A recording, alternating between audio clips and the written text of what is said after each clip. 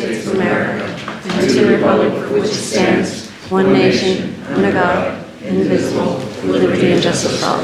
Almighty and everlasting God, who presides over all things in heaven and earth, come and preside over these deliberations, so that those that make the decisions may be guided by your wisdom. Good evening, everyone. Welcome to the October 23rd meeting of Wilkes-Barre City Council. Will the clerk call the roll? Mr. Barrett? Here. Mr. Belishko? Here. Mr. Mirren? Here. Mrs. McClay? Here. Mr. Brooks? Here. Also in attendance is Mayor George Brown, Controller Tony Thomas, Administrator Charlie McCormick, Assistant City Attorney Maureen Collins, Assistant City Clerk Tracy Smith, Administrative Assistant Lisa Sanfilippo. Good evening. Welcome to tonight's regular session of council. Please turn off all cell phones. Following are examples of some important council rules. They are not intended to be a complete list. Please adhere as closely as possible to the 5-minute speaker presentation time limit. No persons are allowed to address the council from beyond the rail, except the speaker at the dais who has the floor. The chairperson shall preserve order and decorum and prevent attacks on personalities. The chairperson shall determine all points of order. No person except city officers or the representatives shall be permitted within the rail during any meeting without the express permission of council. Council kindly asks that the public please vacate the building within 10 minutes after the meeting adjourns. And finally, when members of the administration are speaking, please stand up and speak into the microphone. Do council presentations first. Council presentations, Councilman Belishko.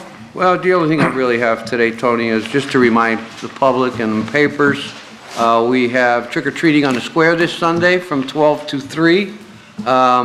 This council, the mayor, fire department, code enforcement all have little tents, if you will, that will be handing out candy. It's 12 to 3 on Sunday on the square again. Bring your kids out. That's all, Tom. Thank you. Councilman Barrett. I do, and it's a little perplexing, but I know we talked about school buses on streets, and I just had an occasion, and there's a picture that's floating down your way. I think if you pass it down, Tony, Sorry. one for everybody. This is a large commercial vehicle sitting on a small city street. The street is a small street in East End, has one lane down the middle, parking on both sides. I asked parking enforcement to check into it, and not to argue with anybody, but they said it's legal. Now, we have an ordinance regulating parking of these commercial vehicles on streets, but maybe it is a little bit, not vague, but maybe it's not clear enough for enforcement purposes. This truck is a diesel-powered, quite large vehicle, takes up like 3 parking places and sticks out in the middle of the street.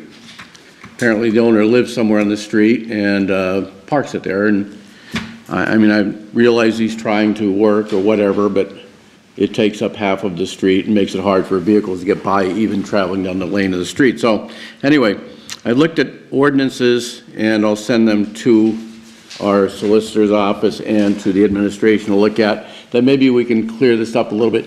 This truck does not belong where it is. Right now it's sitting about 15 feet from a stop sign today. I just passed it on the way down here. And it just takes up a large amount of parking where there isn't a lot of parking. And I know it's bigger than it's at least the size of a school bus. It's large. And I would just ask that if you look at the ordinance, I'll send it to everybody. And I have a couple model ordinances. One is from Hazleton. And it's clear. I want an ordinance that's clear. You don't have to get out and weigh the truck or do anything like that or see the registration certificate, because as you know, they're class 1 through class, I don't know, 12. Now, you know more about this than I do. You dealt with inspections of vehicles, but a typical pickup truck is class 1 or class 2. This is definitely like a class 7 truck. That's kind of the way that a lot of cities work their ordinances around the classes of vehicles or the length of the vehicles. So I think that we need to do this, in my opinion, sooner than later. I wouldn't want this in front of my house every day, and I don't think you would either. So I'll send you some information. I'd appreciate your input, and I think if we can move forward with something. We do have an ordinance. I just don't think it's clear enough, and it causes problems for parking enforcement that they come back to us and said, well, it's legal. Well, what are they saying? they say it's legal, according to the search.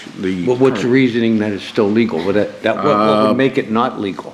I think the ordinance is not overly clear as to what needs to be done to enforce commercial vehicles. Doesn't. I don't think we need to It doesn't go out. have- it doesn't I don't have think we size. should expect our parking enforcement to have to go out and weigh a vehicle or determine whether it's a class 5 or 6 or 7. But this is obviously a large, and a lot of the ordinances, if it has more than 4 wheels on it, first of all, it doesn't belong in the street. There's a double rear axle like this does, or some larger commercial vehicles, it shouldn't be parked on the street unless it's in the process of loading, unloading, and of course, those types of things. Makes it difficult for emergency vehicles to get around it also. So I'll send a couple of sample ordinances that I see from other cities in Pennsylvania if you take a look at them and appreciate your input on them. And that's enough for one night. Thank you, sir. Very good. Thank you, sir. Councilman Marin? Yeah, the same as Councilman Barrett about the parking ordinance. I think this needs to get done sooner than later. Maybe we can hopefully get this on our agenda, in the near future, because I'm still getting complaints about the buses, and you're right, it does need to be more specific on, the particular vehicles or size and weight and stuff, okay? So you have my full support with that. And also, talk about Stanton Lanes, it's, finally got knocked down. It was a terrible eyesore in the neighborhood, and hopefully something positive can go there, I don't want it to be a junkyard, because that's what it's happening to be now. All the cars are starting to filter out. And residents are happy it's knocked down, but they're also concerned that, it might turn into something bad. So let's keep our fingers crossed on that. Hopefully that won't happen. And that's all I have for today. It's supposed to turn into a church. Church, is that what's going to happen? Right. That's not bad. No, churches are good. Yeah, they're good. They're Right, good. right? Is it? Yeah. I'm not sure. Mount Zion is supposed to move over there, right? Well, I think that's when it was still the building, Yeah, though. when it was still the building, they were going to renovate the Yeah. building, but I don't know what the plans are. Oh. You might be right, though, so, I'd like to check into it. We should call Brewster to find out. Yeah. Tony, if I may. Yes, sir. Stan, that bus that was on South Sherman, Yes. is it gone? No, it was there all, I drove, I live in the neighborhood, so I drove down that street on Sunday, and it wasn't there, and then an hour or two later, it was there. Now, a bus driver called me on Friday after our Thursday meeting, after our last meeting, and said, Mike, we'd like to speak with you, her and her boss, whoever that might have been. And I'm like, okay, but I won't make any decision. I'm not going to give you any idea, because we didn't even get into this yet. Right. And I said, the main thing was that one on South Sherman. Oh, she's going to have that moved. I promise you that's going to be moved. I said, okay, well, first of all, you got to get that moved. Okay, no problem. I said, and we'll look into it, down the road. Yeah, from one end of the it's not street to the moving. next. Yeah.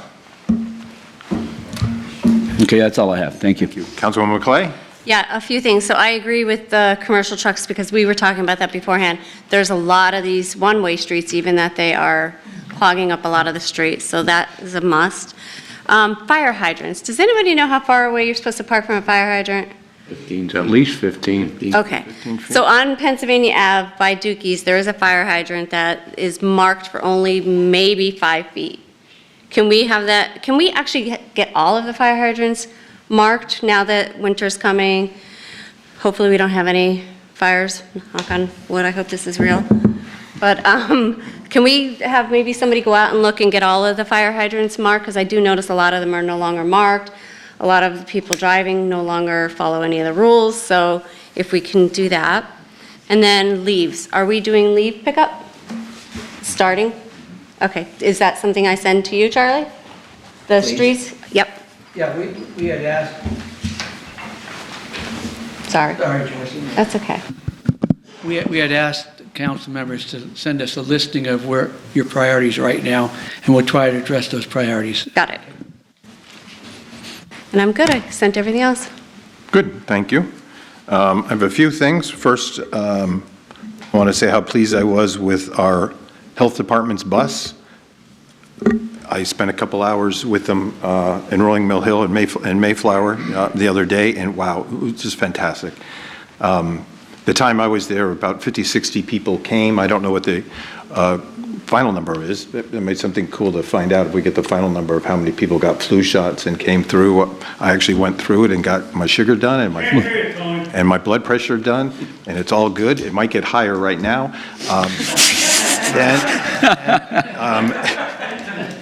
So I think it was, what a great grant to have that. There was a young intern who was a Geisinger doctor. I can't think of a better fit than the fact that we now have a local medical school and that the students are interning with public health. I just think that's fantastic. Some thank you calls on the way here. Mayor Brown, I got a call from Virginia Thomas from Dana Street. She wants to thank you for, we filled in some potholes on the water work. We still got to get, what she said, she still had to get rid of the roller coaster, but we're getting there, and she wanted to make sure I expressed thanks for that. Also got a call, even though we did the Hazel Street wall a long time ago, somebody I ran into, it was with the bus, said, wow, how wonderful that Hazel Street wall looks. I think that's great. Margaret, don't get mad at me times later, but I'm going to show these two headlines from your competition. Seeing headlines like this, big plans for Wilkes-Barre building, I have to say, I am so impressed with Chris Hackett. Here's a kid who in 10 years built an internet company in Wilkes-Barre, sold it for multi-million dollars, and now is taking his profits and plowing it right back into Wilkes-Barre. What does that say? I think that's a compliment to us, but also a compliment to him, and I give him a lot of credit for now wanting to invest $5 million into that building. And then to see Kirby Center and how well they do and how they brought 80,000 people to downtown Wilkes-Barre, that's just fantastic. And we are so lucky to have the Kirby Health Center. And one more thing, e-bikes. I want to thank Councilman Barrett for sending me a link to what Harrisburg is doing on e-bikes. I know a bunch of us have it, and Jessica McClay has done a lot of research as well. But I want to read you, so State Representative Jill Cooper from suburban Pittsburgh is going to introduce legislation to give municipalities greater oversight. I'm just going to read what she wrote here. As current background, current law permits e-bikes to be operated on roads and sidewalks, but only if the e-bike does not exceed certain limitations related to size, speed, weight, and motor power. Currently, there are many constituents who argue e-bikes should be required to be licensed, registered, and insured like a motorcycle. On the other hand, proponents of e-bikes are opposed to licensing, registering, and insuring e-bikes, as they believe that e-bikes should follow the same rules of traditional bikes. To address the issue, State Representative Jill Cooper will introduce legislation that will implement a middle ground approach by giving local municipalities, that would be us, a clear authority to establish our own ordinances for e-bikes operating on roads and sidewalks and treat e-bikes differently than traditional bicycles. This flexibility framework will give communities the freedom to address their unique needs while simultaneously alleviating a need for a one-size-fits-all approach. So when that gets introduced, we'll lobby for its passage, and then it will fall back to us that we can craft what we want to do. All right? So I think that's also very good. Okay. Public comments? Sean Lacey. Is that right? How you doing? My name's Sean Lacey, and I'll just be very quick, but so in 2021, I hired a home improvement contractor.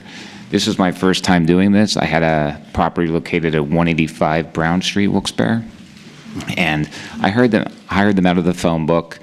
So, I mean, I can't do that work, so I figured when you can't do something like that, you hire an expert. They were licensed, bonded, insured. So I didn't know like any of the safeguards, like maybe give them a third up front.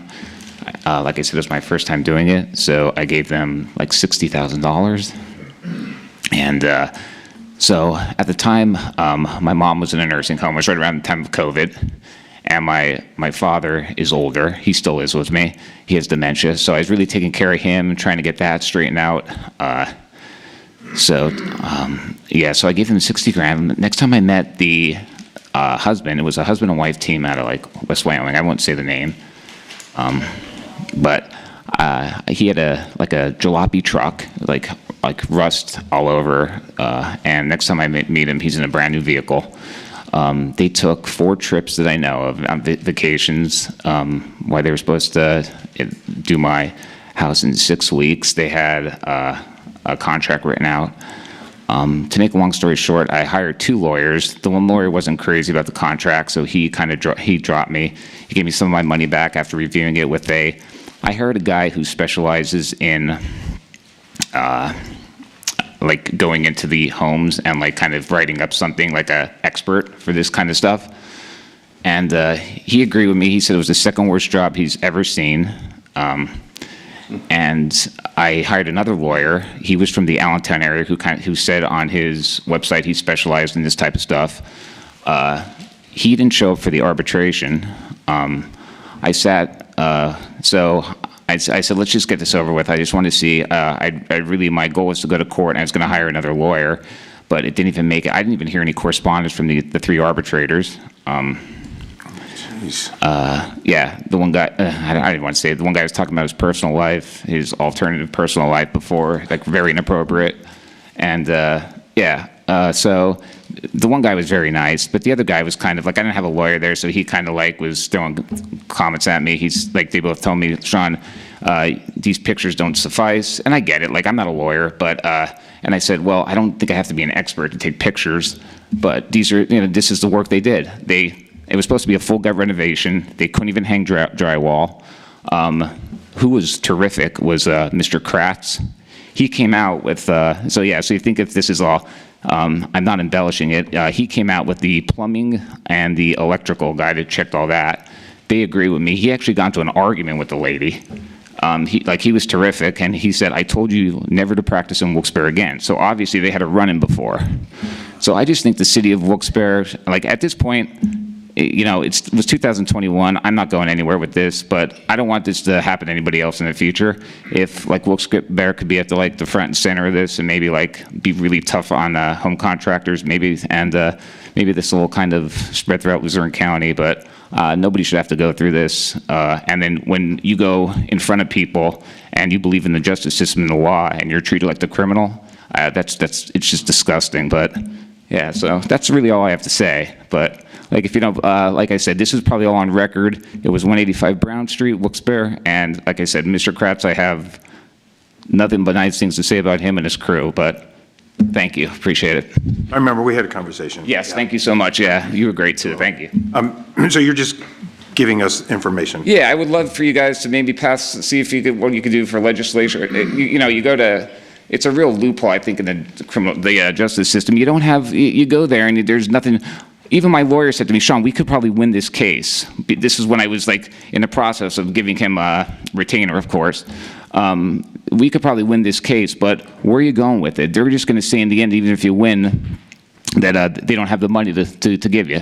And then so you're just paying more into lawyers. It's just disgusting all around. Ironically, I'm sure you people know, you're familiar with the guy that made the news, the contractor that can't practice anymore in the state of Pennsylvania. He did my siding, and he did a phenomenal job. So I guess it's hit or miss. Wow. So yeah, but. Yeah. Can I ask a general question on that? So when they come into the city for a permit, do we ask if they're using a contractor? And do we ask the contractor's name? Generally, the contractor comes for the For the license. So did you get a permit, or did they get the Yeah, permit? they did, yeah. Oh, so at the time, they maybe were not banned, if they're banned I don't now? know if they were, but he said, I don't want you practicing in the city of Wilkes-Barre anymore. I guess at the time, maybe they were doing my house. What this other contractor told me, Sean, what these people do is they'll take your money, and then they already have your money, so they'll do your job whenever. Now they go after other contracts, and they get back to your job whenever, and they get, they'll just keep it, they'll say, hey, we're gonna work on your job, whenever, and then you really don't have anything to say. Okay, whatever. Yes, sorry, Yeah, that's No. frustrating. Yeah, even if there were some safeguards, I didn't know a third down was kind of rule of thumb. I mean, I just figured, you trusted these people. They were in the phone book. I trusted these people, so I don't know. Maybe it's something you guys could work on. I don't know. Thank you so much. Thank you for coming, Sean. Beth Ann McTavish?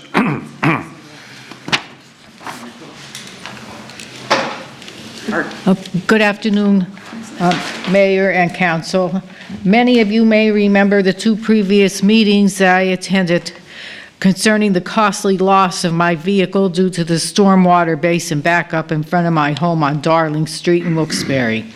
Since then, WVSA came twice in an effort to remove the debris in the basin. On 10/1/25, during the first attempt, the drain being so clogged hampered the use of the siphon, and the workers resorted to climbing into the drain and shoveling the heavy sludge. After becoming exhausted, they left after doing the first half of the drain. I called WVSA on 10/10 and spoke to an employee who promised me a return trip to the stormwater basin on Darling Street. They did return on or about 10/14 to unblock the drain. However, there is still standing water there. I still must move my car. I had to purchase when the weatherman says heavy rain or downpour. I am brought here today regarding the newspaper articles of 10/16/25 in both the Times Leader and Citizens Voice stating the sewage fee in Wilkes-Barre will be raised 100%. I am thrilled to find out that the sewage and water basin problems are being listed for address even at the additional expense.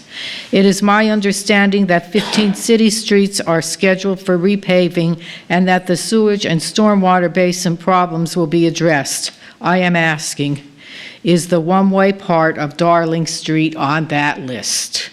In addition, I want a letter sent from Wilkes-Barre City addressed to the manager of the Courtright Street Housing Project, telling the yard manager to pick up the grass after mowing the properties and not pushing the grass onto the two-way part of Darling Street. This compounds the problem when it rains as the clippings wash down and clog the drain in front of my house, creating a mess and a pond in front of my home. Also, and I hesitate to even comment on this problem, some residents dump their garbage on the street, and again, where does it end up? In the storm drain, clogging it up. We have a garbage pickup on Tuesdays. Buy yourself a garbage container if you don't have one. Don't dump your garbage on the street. Some people have to be told. I am also reminding you that during the winter months, the runoff from Tank Hill and the cemeteries on Darling Street freezes, forms an impassable ridge of ice on the one-way part of Darling Street, creating an extremely hazardous condition, especially at the stop sign, which everyone slides through. I myself have had my car frozen in place from the runoff. I really, really don't want to buy another car. And I don't want to buy another car, and I'm sick and tired of moving my car every time the weatherman says downpour, because next week we're supposed to have a rain event, and I'll have to get off the street. Thank you. Beth Ann, the sanitary authority, did they say they're coming back out to finish the half job? They did come back twice. Okay. But there's something wrong down there in that basin, because there has to be a foot of water down in there, and that's going to freeze over that pipe, and now I have to run my water from now through April because it shuts my water off in my house. So to do that little trip, yeah. Yep. Mike, that's the street I had asked you to send them a little more often. I was waiting for you to be done. I contacted the sanitary authority about that. Yeah. They said, oh yeah, we have that on the radar. So it must have been like the second time, and the signals got crossed. And when they told me, oh yeah, we got, we're gonna be doing that, I said, oh, okay. I just thought somebody else called. But now I'll look into it. I'll look into it tomorrow, in fact, and ask, and if I can meet them up there, I'll meet you, sanitary authority, myself, and we could look at it and discuss it. Okay. Appreciate it. Because If I can get your address and your phone number, and I'll give you a call tomorrow. Okay, great. But I work during the day, so I don't know how we're going to do that. Mondays are pretty good, though. Monday what? Mondays. You're good? Yeah, on Mondays. Okay. All right. So that would work out. Maybe we could make it for Monday. All right. And we have an ordinance on grass clippings. You're not allowed to put them in the street, right? Mm-hmm. That's what I thought. We'll contact, is CEO managed the court, right? All right. It looked like somebody took a hay bale and plastered it up against My neighbor's- the car behind me the time my car got all that water. I don't even know how he drove that car. I really don't. Right. Thank you, Beth Ann. You're welcome. Anthony Skarnolis?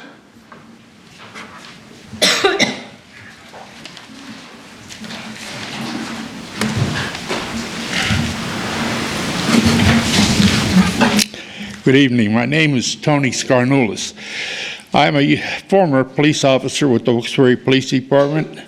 I retired in 1979. Wow. As a sergeant with over 22 years of credit to my service. Thank you. I am here speaking on behalf of the 35 retired members of the old police pension plan. We need your help now. Most of us need an increase in the help in our pensions to help put food on our table and a roof on our head. Most of these retired officers are eligible for welfare and food stamps. After all allowable deductions, I get $275 a month clear from Wilkes-Barre City. That's not keeping up with today's cost of living. Something has to be updated to today's times.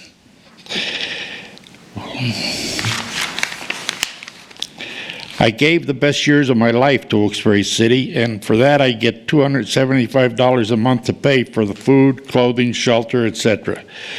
I worked at 3 shifts as a beat patrolman, cruiserman, and a sergeant. I graduated from Pennsylvania State Police Academy. I got a degree in public safety and security and administration from King's College. After attending classes, nights, weekends, holidays, days off for 6 years. I spent nights. I served with the pension fund board. I was a member of the Wage and Grievance Committee. I worked as a narcotics agent. I helped in the police and ambulance when we ran the ambulance at that time. And I worked at the narcotics squad. And during the Agnes flood, I was the desk sergeant. I was appointed by Governor Milton Schaap to serve as a commission member to establish and oversee all training and education of municipal police officers throughout Pennsylvania. In my spare time, I served as secretary, then president of Wyoming Valley Lodge 36 Fraternal Order of Police. And then I served 4 years of Fraternal Order of Police State Lodge Board of Directors. Not all, but many of our members need your help. I state not all. Some got great pensions. The city of Wilkes-Barre established a police pension fund in 1919. We never received a raise in our monthly payments, nor a cost of living. You, as a council, are currently working on a budget for 2026. I am asking you to consider our needs and help us, not like the mayors and council of previous years, of the 106 years. They did nothing to help us. I'm willing to meet with any of our elected officials to discuss this need. And I have here a breakdown. I imagine the question would be about the $275. I have a breakdown here of the pay for all. Well, I got 10 of them here. Whoever would want to give them to any of the members of council to back up what I'm talking about. We met with the mayor, we met with Charlie, police chief. Everybody said that, yeah, they agreed that we needed some help. But to this day, we still haven't got it. I'm asking you to consider. Thank you. Thank you. Thank you for your service.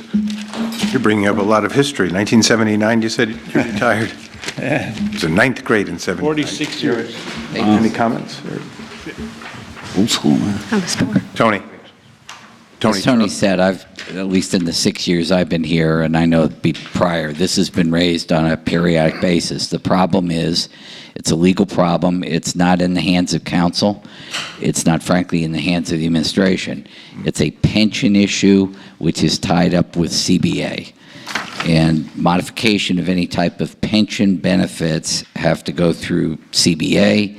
And I've referred Tony on a number of occasions to the union, and they have to present it. I've also even asked about it at our CBA negotiations, which I did 3 years ago. But it has to come from the union and enter the negotiations. And so it's basically out of our hands as administration, unless it's brought to us as a proposal, and council, because it's a pension. We're talking about modifying pension orders. There's no jurisdiction. I've gone through with Tim a couple of times. There's no legal jurisdiction in your budgetary approach in the city that can allow you to expend money for individual that are in the pension like that. You can't carve out an area where someone can get paid X amount of dollars. It has to be related to the pension. Good. I'd rather not get in response because there are legalities involved in this back and forth. I've talked with you, Tony. I'm not gonna get back and forth in this venue. You can address council, sir. Yes. The city council in 1971 raised pension of the widows by act of council. In 1972, again by council, they raised the pension of women from 75% to 100%. That was done by council, not by act of 111 or anybody else. It didn't have to go through anybody else. That's why they get 100% today. Okay, thank you, sir. Angel Mathis? Let me Oh, any comments? Yeah, sorry. I can attest to Sergeant Scarnullis being a very well-respected police officer. We overlapped, believe it or not, I'm not quite as old as Tony, but we overlapped for several years prior to his retirement, and he was very involved in all the activities of the department, including labor negotiations and everything. But unfortunately, as Charlie McCormick just mentioned, Attorney McCormick, when it comes to bargaining, sometimes, and I'll be very candid, and a lot of the people involved in arbitration negotiations aren't overly concerned about the retirees. I'll be very candid about that, and more concerned about where we're going from there forward. And it is unfortunate after all these years that there never has been a cost of living increase. I know that some of the unions, and I'm not going to go into specifics, do have that built into their contracts. And after all these years that never happened is actually hard to believe. So when you're netting $275 a month after paying for his health care, which is not provided, I can see that in here in what he gave us. He doesn't get retiree health care for life. He's paying for that out of his smaller pension. It is kind of difficult to imagine how somebody can actually live on $275 net a month. So I'm very sympathetic to what the sergeant is talking about, and it's unfortunate that they go on this long. I don't know what can be done at this particular point. I would just hope that, looking forward, that when there are negotiations, that this is taken into consideration for future retirees as well. I don't know if it's going to do anything for Sergeant Scarnullis, but it is unfortunate that somebody that dedicated their life to the city, and this is what happens after many years. Again, I don't know what can be done, but it's unfortunate that it did go on that long without a cost of living being implemented through negotiations over all those years. But it's good to see you, my friend. You take care. Thank you. Angel Mathis? Angel Mathis, Wilkes-Barre. Excuse me. I'm here today because I know the last City council member administration wasn't here, and there was no agenda because they didn't ask for money. However, because you are here today, and unfortunately, I was unable to see the budget address because I was at a doctor's appointment. Before I go into my tirade, I want to say something to Bill about what you were talking about with the vehicle, with the oversized vehicle. When my daughter lived on North Washington, she got a ticket every time she drove just the cab of her tractor trailer home. So she didn't have to walk from the yard, which is approximately 100 feet from the house. So I understand what you're saying, but yet there's one part consistently on Grove Street in Dana that I have not yet seen the ticket on it yet. So that does need to be worked out. But now, back to my tirade. And I know you guys have really nothing to do about that. It's just that there's going to be a lot of suffering in the city, considering that over the weekend it was announced that there will be no SNAP for Pennsylvania for November and December. So not only is there a Grinch who stole Christmas, but there's a Grinch who stole Thanksgiving as well. And then because there is also no state budget and there's a federal shutdown, there will be no light heat till December, and that's if the government do open and there is a budget. When those who are not receiving SNAP because of the shutdown, they will be meagerly met at food pantries because in April, the federal government decided to no longer supply food banks with federal food. And as I said, the last time I was here, on the constituent call with Rob Bresnahan, he chooses to try to make the 8th rural, which may give us a loophole out of all of the big, beautiful bill that was passed. And as far as I know, when it comes that for those who are on medical assistance, there will be no medical assistance if the shutdown continue, and it will no longer be funded. So my question is for you guys who actually legislate and run the city, is there a plan? Because if not, what happens is some people will sink to lawlessness. People will still to feed their children. People will still to actually be able to pay rent. You know, there possibly will be a rise in crime because where there's poverty, and the Bible says the poor is with you always, there will be more crime. And unfortunate, I know you guys didn't, some did vote for this, however, I did not. Which lead me to my other issue, because with no state funding, no federal funding, it leaves the issue of homelessness and unhoused. Because I know as the government shutdown continued to loom over us, eventually they will stop the HUD funds from flowing as well, which will increase the amount of homelessness that we have in our city. And I hate to be the voice of gloom and doom, but this is what was voted for. And my question is, how do we get out of this hole that we are currently in? Because like I said, I shop all year round for Christmas gifts because the Grinch won't steal Christmas from my two little ones. They have Christmas already because we buy all throughout the year. However, I went to Sam's Club looking at Christmas gifts where there is almost like a 5% increase in what would normally be a happy Christmas. So with the rising cost of everything, where do we stand? Hey, I'm in a tough boat because my partner works for the federal government, so we haven't been paid in, 3 weeks now. Any comment around? I don't know. I'm not really sure what End of that. Yeah, because it's not affecting our budget yet.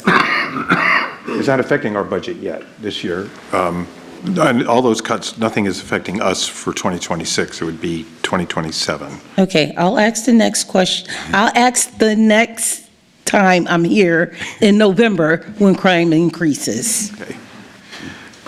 Tom Gagata?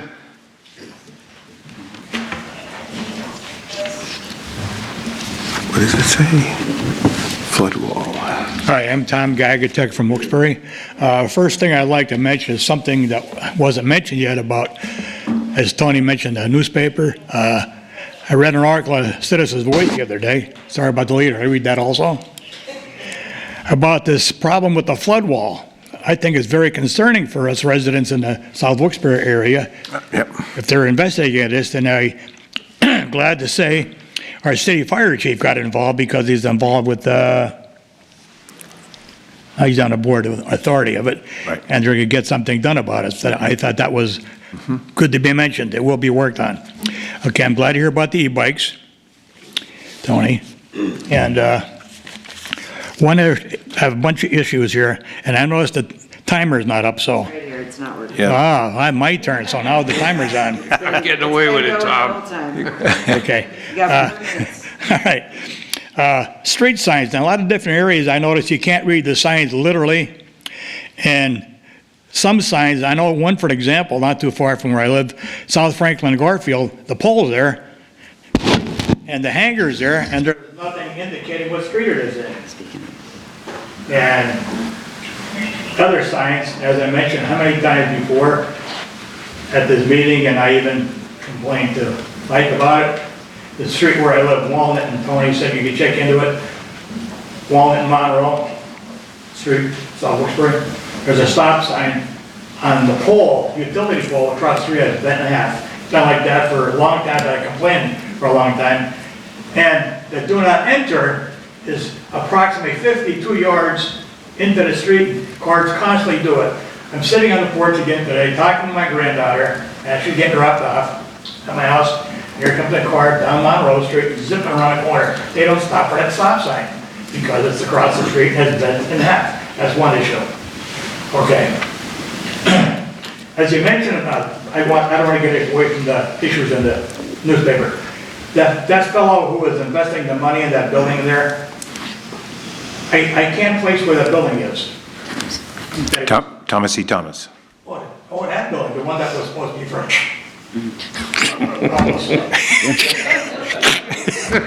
And we understood what it meant. We know what you meant. don't No know sign language. Also, he's investing money in the city and doing things which is great, and glad to hear. And he should be involved. And also, it also said in an article, I don't know the man, I'm very impressed, that he restored a residence, historical residence on North Main Street that he lives in. Yep. Apparently you know who he is and where he lives. Beautiful. That's great. I like that.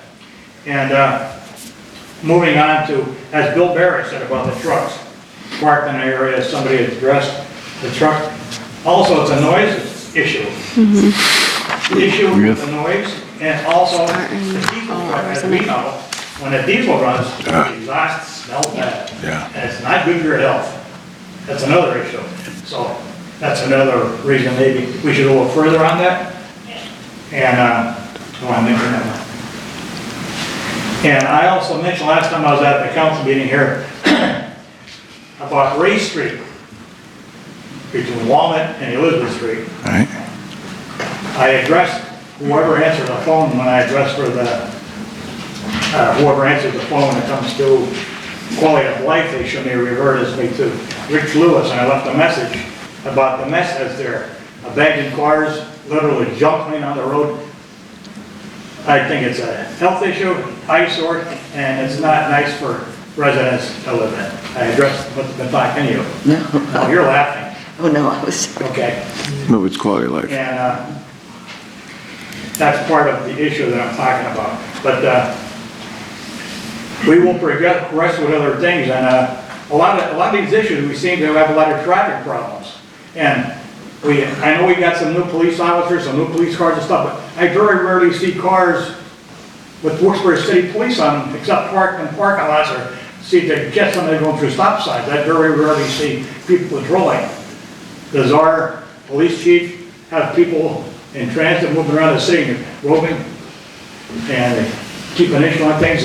But the e-bikes are still an issue with me. Yeah. I ran over one yesterday coming over Carrier Bridge. Ran right into me almost. But that's where it is. But I'm really concerned about that flood wall situation, how it's going to affect things. And, oh yeah, I wrote on here also, Bob Poblaski was here a couple of times talking about that big warehouse, 1 million square feet warehouse they're going to build in Wilkes-Barre Township. And that's going to drain probably connection to, Did you get paid? Wilkes-Barre sewer. That's your bell. We got enough problem with the sewers, I think. Right. Might be an issue with the flood wall. I read properly, so. All right. But I'm satisfied with what I have. All right. And what happened to my friend Sam Troy? You scared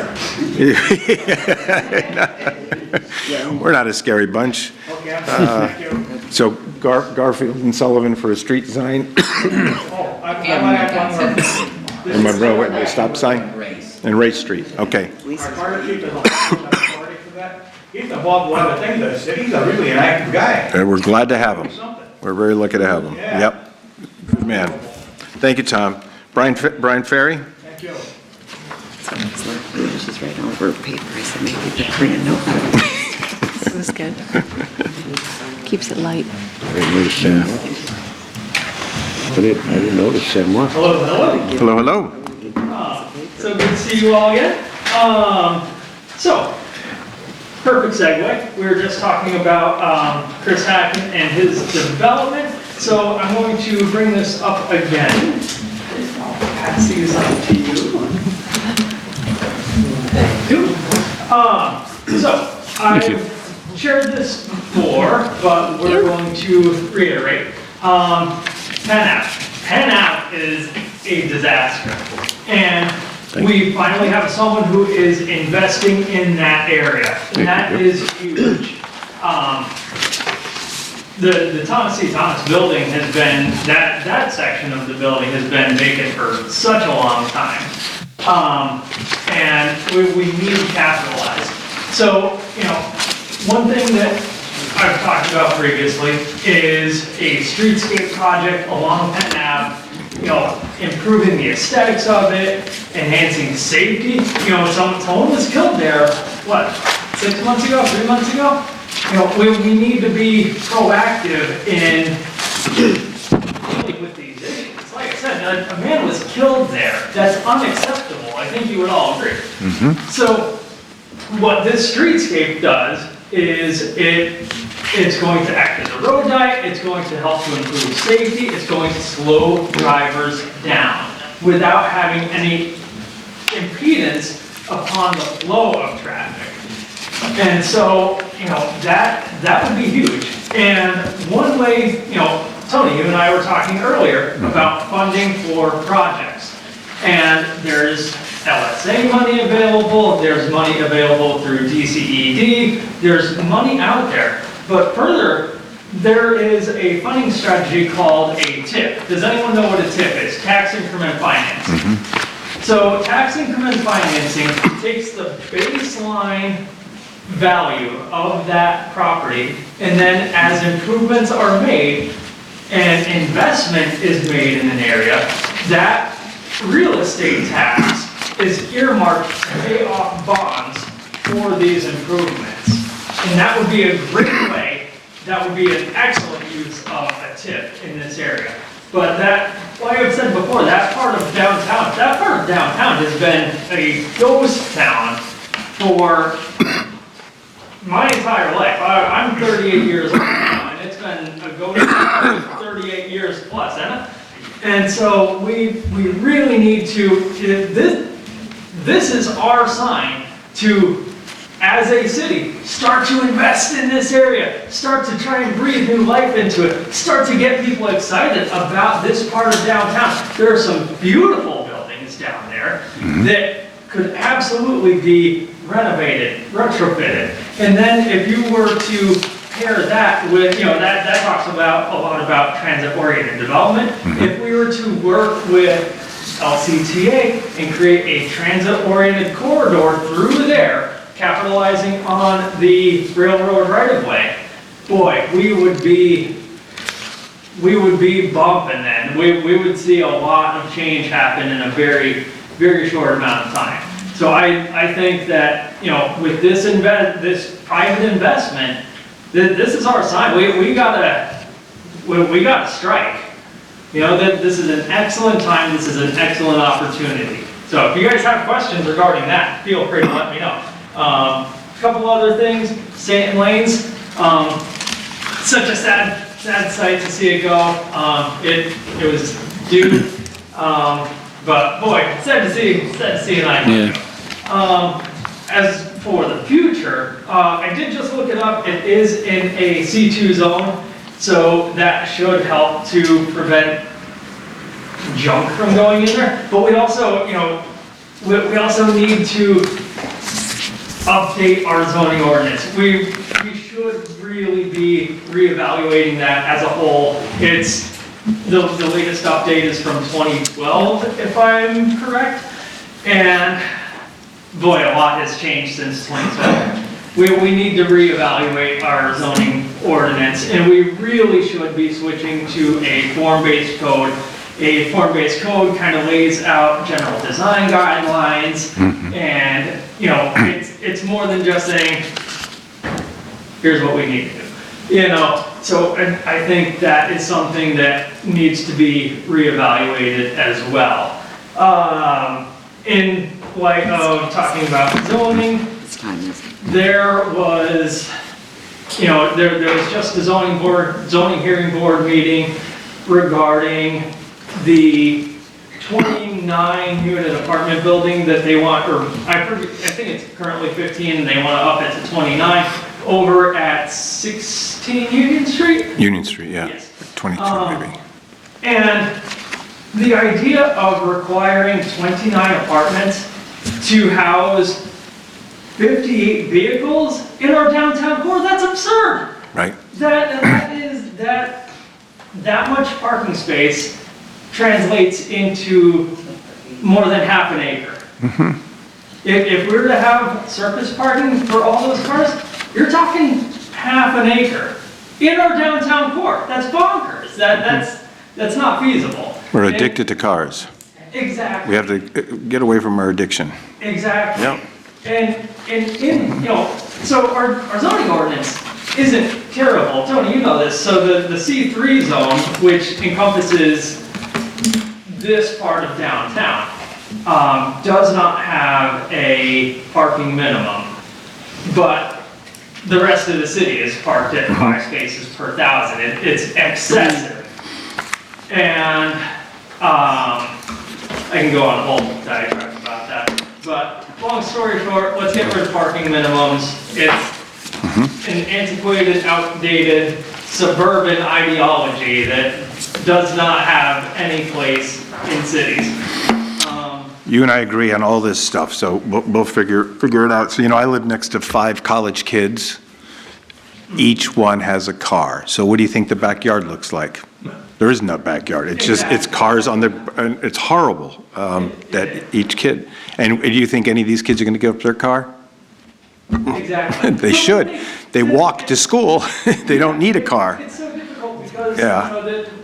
everything around here, everything else is designed for cars. Like Wilkes-Barre Township is a disaster. Yeah. But I'll end my rant there. If anyone All right, has thank any you. questions, please. Thank you, Brian. Any questions for Brian? Great, thank you so much. Thank you. Very good. Okay, everyone. That was a fun meeting. They always are fun. Isn't democracy wonderful? All right, when's our next meeting? 2 weeks. See you in 2 weeks.